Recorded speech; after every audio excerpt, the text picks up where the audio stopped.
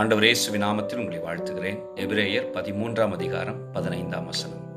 ஆகையால் அவருடைய நாமத்தை துதிக்கும் உதடுகளின் கனியாகிய ஸ்தோத்திர பலியை அவர் மூலமாய் எப்போதும் தேவனுக்கு செலுத்த கடவோம்.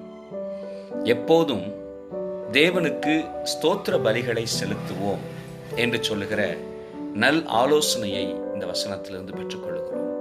பிரியமானவர்களே, ஆண்டவர் எல்லா சூழ்நிலைகளிலும் நமக்கு போதுமானவராகவும் நம்மை நடத்துகிறவராகவும் நம்முடைய காரியங்களை மேற்போட்டு ஜெயம் தருகிறவராகவும் அவர் நம்முடன் இருக்கிறபடியினால் அவரை எப்பொழுதும் உதடுகளின் கனிகளாகிய ஸ்தோத்திர பலியை செலுத்தி அவரை தேவனை எப்பொழுதும் மகிமைப்படுத்திக் கொண்டிருக்கிற வாழ்க்கை வாழுவோம்.